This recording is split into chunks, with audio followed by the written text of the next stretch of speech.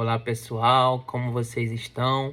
Vamos para o nosso quarto vídeo da série Definição de Vida e o tema de hoje é feitiçaria, um braço operacional da idolatria.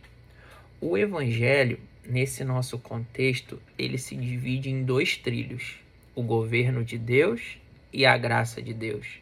Se não entendemos essa diferença e a definição de cada um no nosso contexto, nós abriremos um espaço para que a idolatria seja algo muito prejudicial para a nossa construção.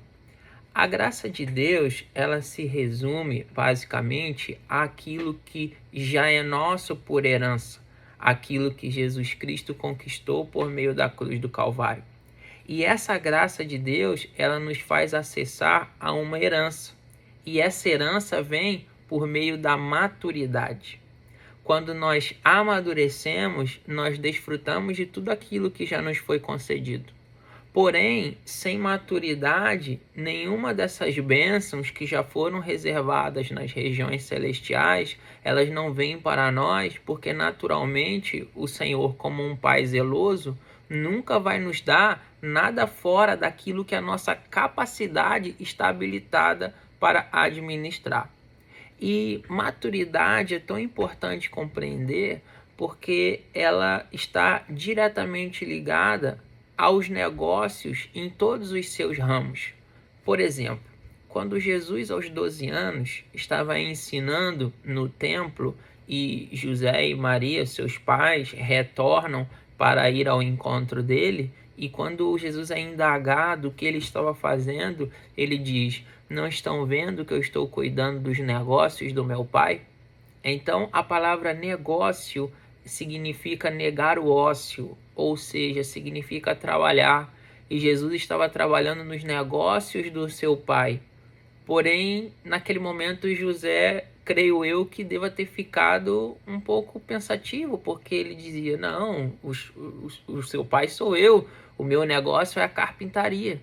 Mas Jesus estava se referindo a um outro negócio, Jesus estava se referindo a um outro nível de maturidade. Então, amadurecer significa se preparar, estar apto para receber aquilo que Deus nos quer dar, aquilo que Deus nos quer acessar. E nós vemos isso também quando Jesus ensina sobre a parábola dos talentos, que um recebeu 5, um recebeu 2 e um recebeu 1.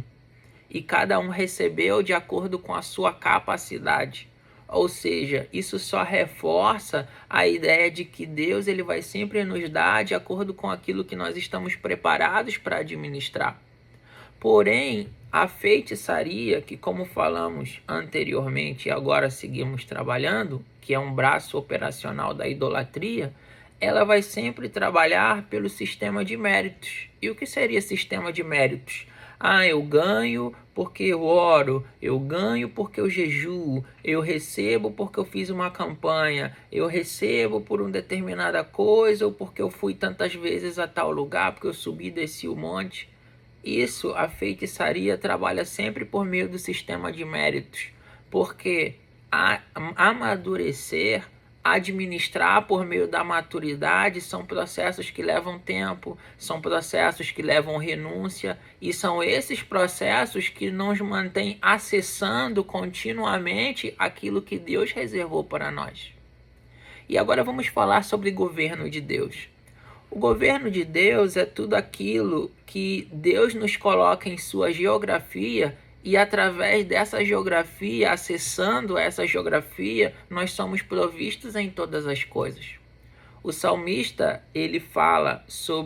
o salmista Davi, ele vai falar sobre a Deus como um pastor, o acessando a águas tranquilas, o acessando a pastos verdejantes na condição de ovelha.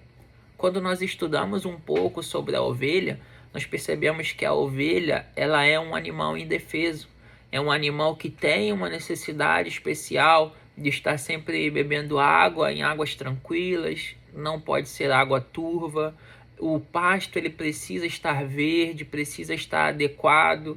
Então Davi ele se coloca nesse salmo como alguém dependente do Senhor. E como falamos anteriormente, depender não é improvisar.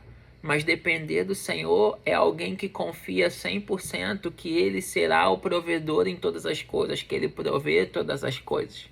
E quando nós entendemos esses dois conceitos da graça de Deus e do governo de Deus, e esse processo de maturidade que nos acessa a esses temas, nós começamos a acessar um outro nível de entendimento de maturidade, que é a autoridade.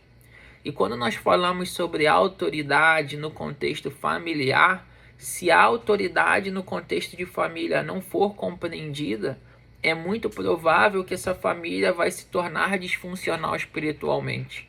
E o apóstolo Paulo fala em 1 Coríntios, capítulo 11, verso 3, ele diz assim: mas eu quero que saibais que a cabeça de todo homem é Cristo, e a cabeça da mulher é o homem, e a cabeça de Cristo é Deus.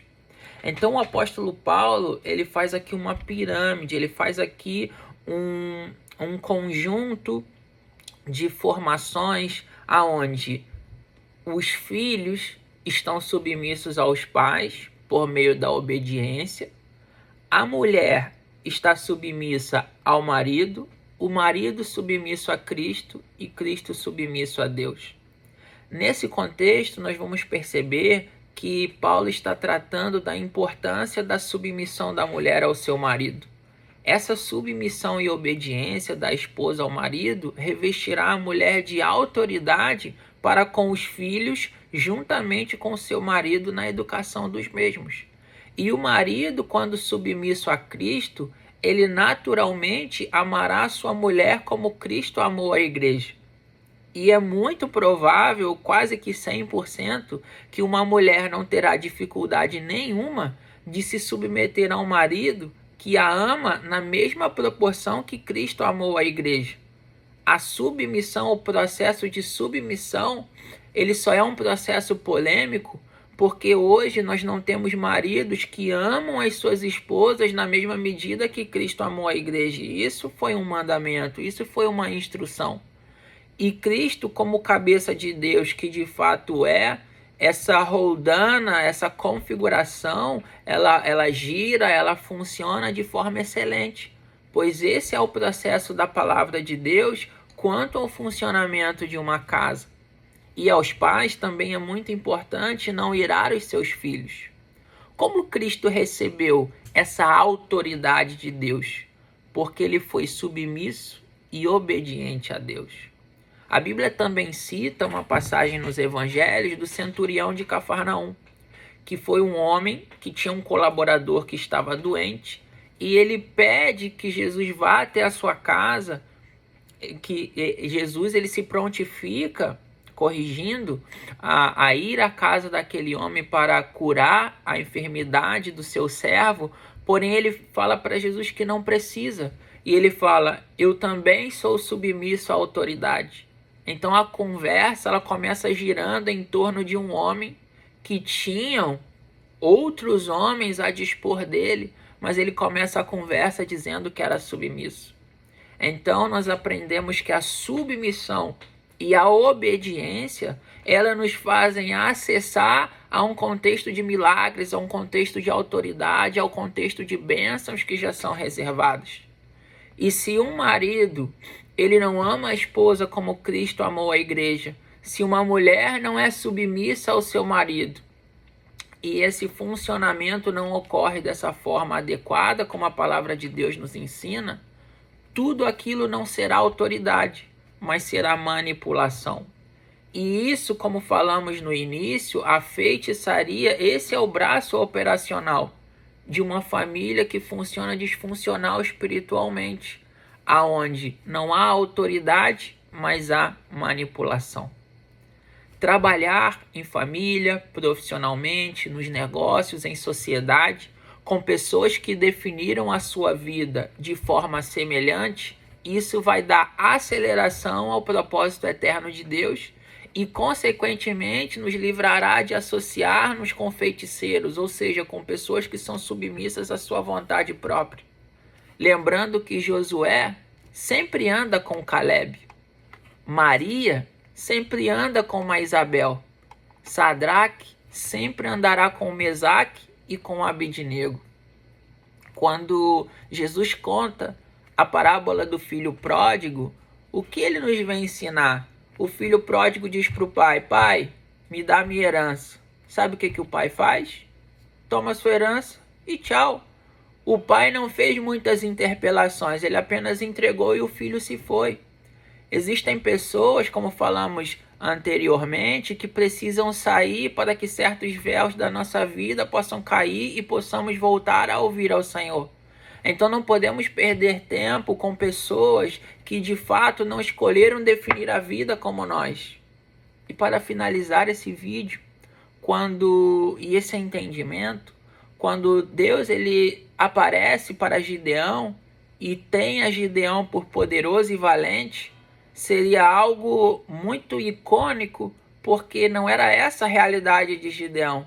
Ser chamado de Deus como poderoso e valente, quando na verdade ele passava por um dos processos mais sensíveis da sua vida. Mas ele resolveu dar ouvidos àquilo que Deus disse ao seu respeito e teve a sua história totalmente transformada. Então, é chegado o tempo onde aqueles que ouvirem ao Senhor, estando debaixo da sua graça e do seu governo, desfrutarão de tudo aquilo que nos foi dado por herança.